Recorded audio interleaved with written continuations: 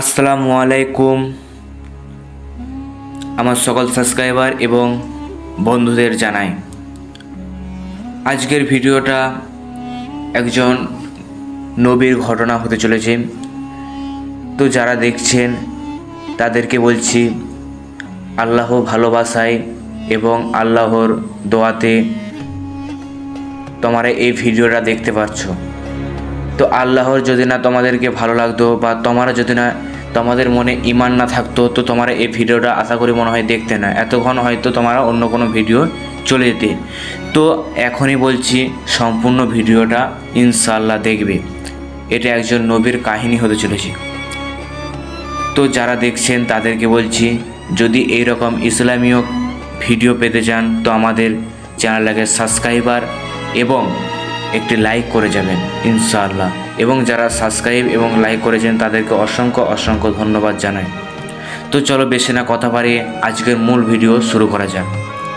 আজকের ভিডিওর টপিক হলো একজন নবী যিনি ছোটবেলায় ভাইদের হাতে কূপে ফেলা হয়েছিল, কিন্তু আল্লাহর ইচ্ছায় সেই শিশুই হয়ে উঠলেন মিশরের বাদশাহ।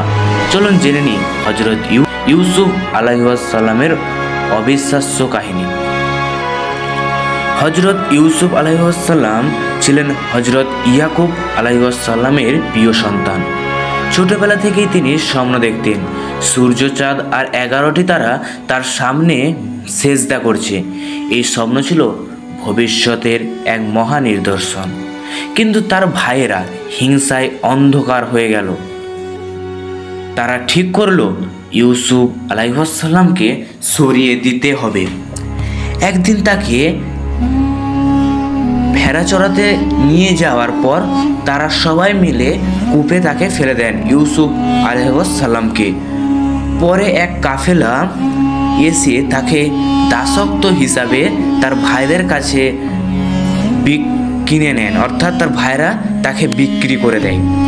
মিশরে ইউসুফ আলাইহিস সালামকে এক প্রভাবশালী নেতা কিনে নেন, কিন্তু সেখানে তার ঈমানেরও পরীক্ষা নেওয়া হয়।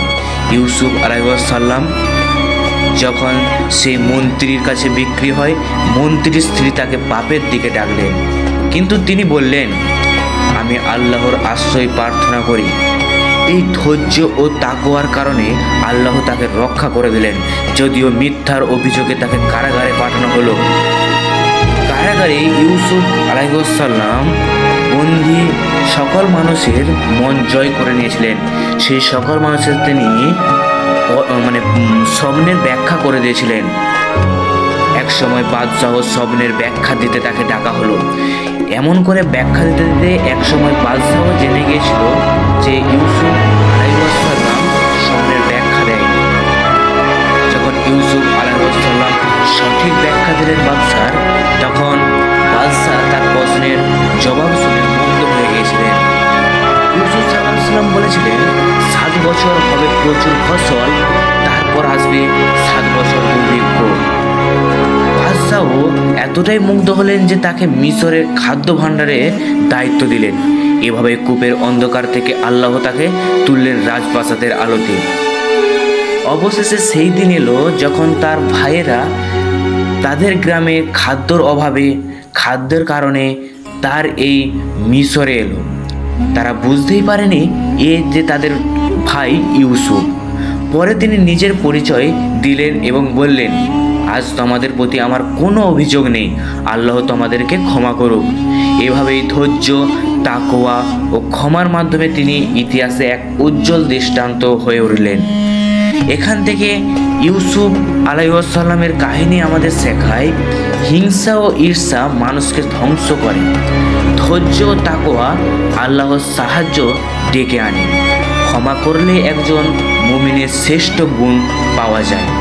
তাহলে বলো হযরত ইউসুফ আলাইহিস সালামের জীবনের কোন দিকটা তোমার কাছে সবচেয়ে অনুপ্রেরণাদায়ক মনে হলো? ধৈর্য, তাকওয়া নাকি ক্ষমা? যেটা ভালো লেগেছে অবশ্যই কমেন্টে জানাবে এবং একটি লাইক করবে, সাবস্ক্রাইব করবে, আমাদের পাশে থাকবে এরকম নিত্য নতুন ভিডিও দেখতে। তোমাদের একটা লাইক আমাকে উৎসাহ করে, আমাকে মোটিভেশনাল করে পরের ভিডিও বানাতে। তো আজ এই পর্যন্ত, আল্লাহ হাফেজ।